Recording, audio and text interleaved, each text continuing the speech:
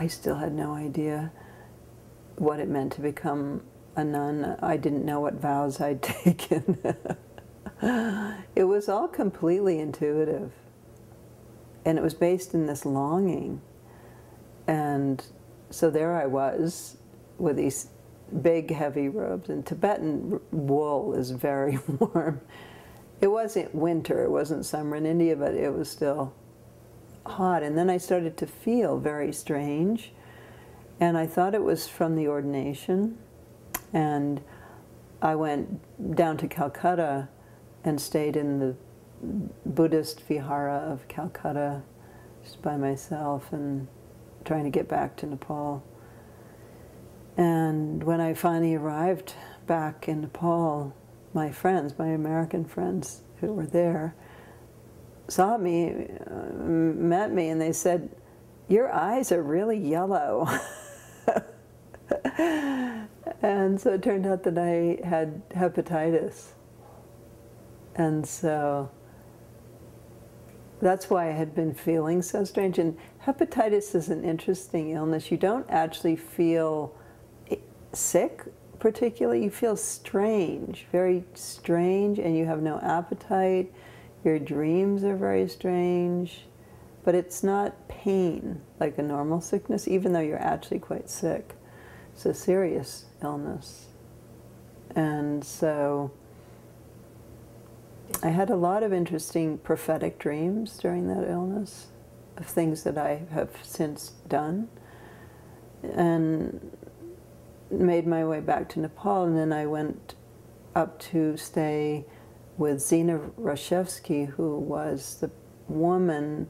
She was sort of American and Russian descent, mainly Russian, who had moved to America, and she had discovered Lama Yeshe and Lama Zopa, who are two Gelugpa teachers who subsequently became very well known and started the FPMT group that's on all over the world now. But at that time they had Zina and maybe 5 other Western students. And Zina came and found me. I was very sick, and she said, "Come up to Kopan." And so I went up there to stay and studied a little bit, but I mainly used that time to recover, and I knew my lineage was not Gelugpa. And so as soon as I got better enough, I went back to my monastery on Swayambhu Mountain and began to study Tibetan, and then I began to have some idea of what I had become and what I was supposed to know. And, you know, in those days it was aerograms that took 6 weeks to get back and forth, and so I wrote my parents an aerogram and told them, and eventually after about a year my mother decided to come see for herself. So she arrived in the fall in Kathmandu, straight from New Hampshire, wearing a little dark blue polyester pantsuit. He got off the plane, and there I was with a shaved head and these robes, and yeah, so she visited. And eventually, the way it evolved, my father actually said to me, this was many years later, but he said, "You know, I think becoming a nun was the best thing that you ever did, or that you could have done at that time, because I was very, in a way, lost," or they thought I was lost. They thought I wasn't doing what I was supposed to do. And so becoming a nun, first of all, it stopped me from getting involved with all kinds of strange guys. And secondly, it gave me a focus for my life.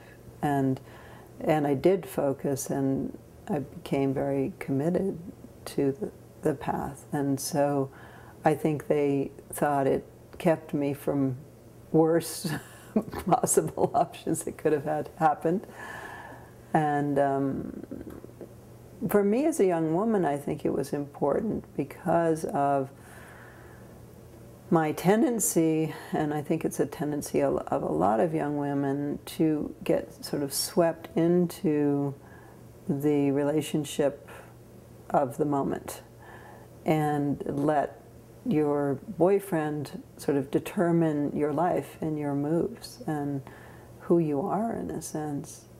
And I didn't have particularly good choices in terms of my relationships, and so they weren't supporting me in developing. It was more just sort of getting me confused in one direction or another.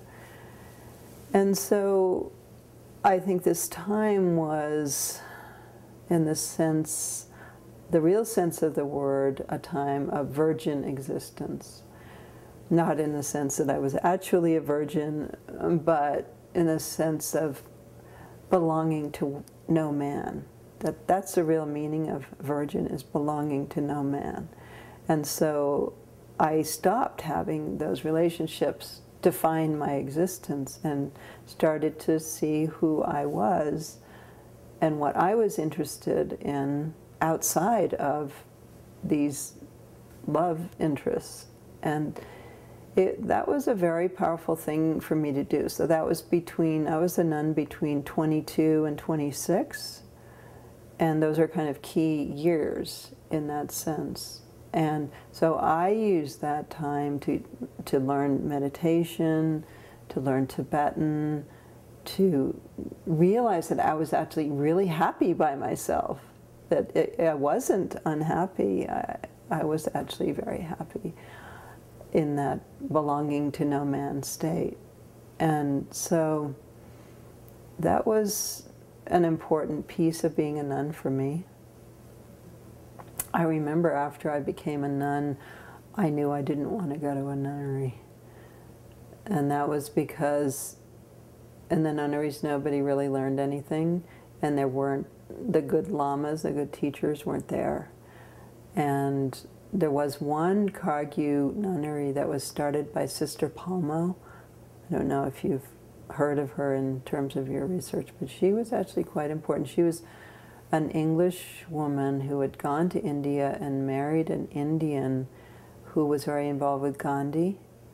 And then later in her life, she had become a nun, and she was ordained by the Karmapa.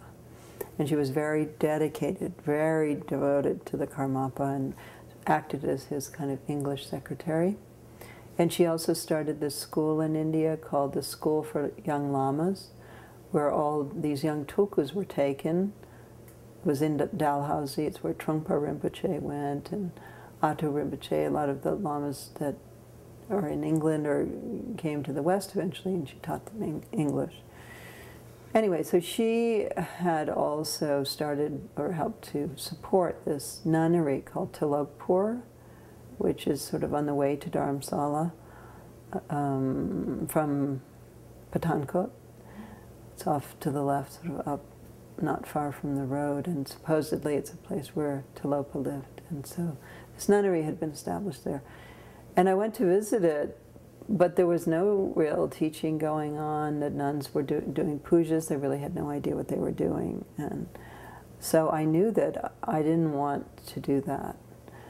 I did meet Tenzin Palmo. She and I were good friends, and Annie Zimba, who was a Dutch nun. Annie Lodra, who was another American nun. They were all connected to Kamtrul Rinpoche.